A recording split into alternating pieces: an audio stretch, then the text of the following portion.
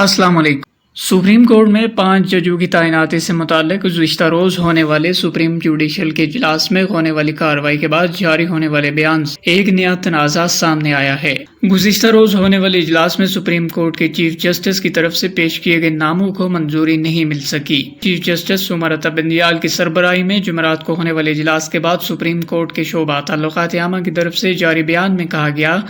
کہ chief justice نے تجویز دی تھی کہ جن کے نام سپریم کورٹ میں بطور جج تعیناتی کے لیے پیش کیے گئے تھے ان کے بارے میں مزید معلومات حاصل کرنے کے لیے اجلاس کو مؤخر کر دیا جائے۔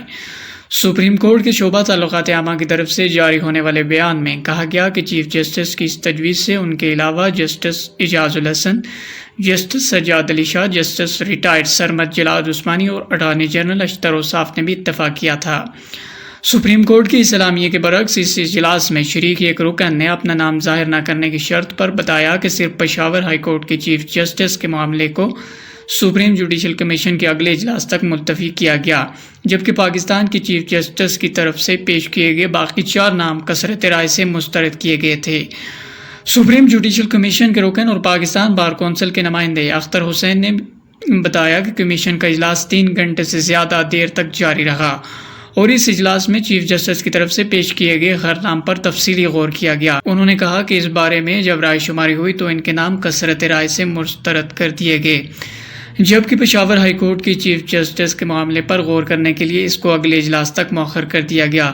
انہوں نے کہا کہ سپریم جوڈیشل کمیشن ججز کے ناموں کو مسترد کر دے، انہیں دوبارہ کمیشن کے اجلاس میں زیر بحث نہیں لایا جا سکتا۔ اجلاس میں شریک رکن کے مطابق کمیشن کے رکن جسٹس ریٹائرڈ سرمد جلال عثمانی نے سندھ ہائی کورٹ کے جج نعمت اللہ کو سپریم کورٹ کا جج تعینات کرنے کی مخالفت کی تھی، اور انہوں نے اجلاس میں شریک رکن کے مطابق اجلاس میں اکثریتی ارکان کی یہ تجویز تھی کہ سینیارٹی کو کسی طور پر نظر انداز نہیں ہونا چاہیے، اور اگر کسی جونیئر جج کو سینئر جج پر ترجیح دیتے ہوئے سپریم کورٹ میں تعینات کرنا ہے تو اس کو ٹھوس وجوہات ہونے کے ساتھ ساتھ قواعد و ضوابط بھی ہونے چاہیے۔ اس رکن کا یہ بھی کہنا تھا کہ پشاور ہائی کورٹ کے چیف جسٹس سر رشید اور دوسرے نمبر کے جج کے سینیارٹی میں 1 دن کا فرق ہے، جس کی وجہ سے ان کا نام جوڈیشل کمیشن کے اگلے اجلاس میں مؤخر کرنے کی وجوہات میں ایک وجہ یہ بھی ہے۔ اس سے قبل سابق چیف جسٹس گلزار احمد کی سربراہی میں ہونے والے سپریم جوڈیشل کمیشن کے اجلاس میں لاہور ہائی کورٹ کے جج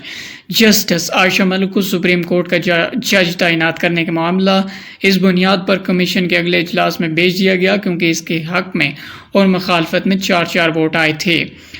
جمعرات کو ہونے والے سپریم جوڈیشل کمیشن کے اجلاس کے بعد جسٹس قاضی فائز کا ایک خط بھی سامنے آیا، جو کہ انہوں نے پاکستان کے چیف جسٹس سمرتا بندیال کے علاوہ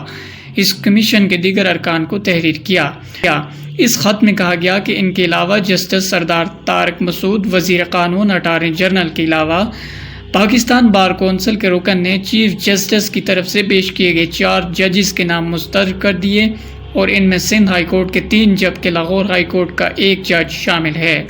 جسٹس قاضی فائز عیسیٰ کی طرف سے اس بات پر زور دیا گیا کہ سپریم جوڈیشل کمیشن کے سیکرٹری جو آج کل چھٹیوں پر ہیں ان کی جگہ قائم سیکرٹری مقرر کیا جائے، جو اس اجلاس کے منٹس لے کر میڈیا کے ذریعے عوام کو آگاہ کریں۔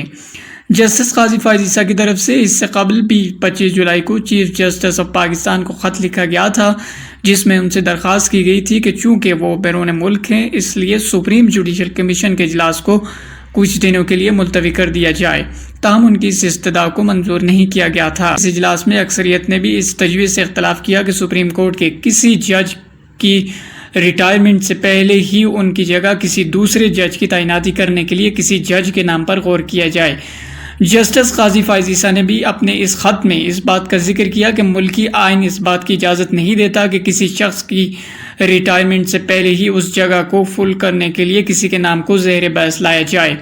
وکلا تنظیمیں بھی اس بات کا مطالبہ کرتی آ رہی ہیں کہ اعلیٰ عدلیہ میں ججز کی تعیناتی میں سینیارٹی کو اہمیت دی جائے، اور اس کے علاوہ چیف جسٹس کے پاس جو نام پیش کرنے کے استحقاق ہے وہ واپس لیا جائے۔ سپریم جوڈیشل کمیشن کے ایک اور رکن سردار طارق مسعود کا خط بھی سامنے آیا، جو انہوں نے گزشتہ روز جوڈیشل کمیشن کے اجلاس کے بارے میں لکھا ہے۔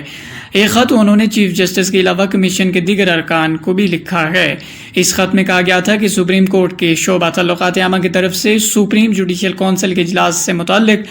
جو اعلامیہ جاری کیا گیا وہ ان حالات سے بالکل برعکس ہے جو کمیشن کے اجلاس میں وقوع پذیر ہوئے تھے۔